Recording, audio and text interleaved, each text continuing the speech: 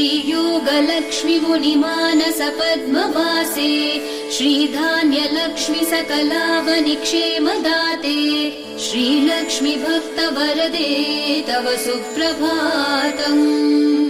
श्रीपार्वती त्वमसि श्रीकरि शैव शैले क्षीरोदधे स्वमसि पावनि सिन्धुकन्या स्वर्गस्थले त्वमसि कोमले स्वर्गलक्ष्मी श्रीलक्ष्मि भक्तवरदे तव सुप्रभातम्।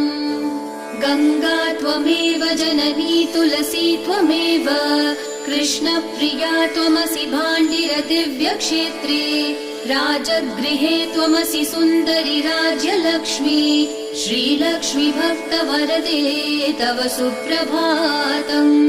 गंगा त्वमेव जननी तुलसी त्वमेव कृष्णप्रिया त्वमसि भाण्डिर दिव्यक्षेत्रे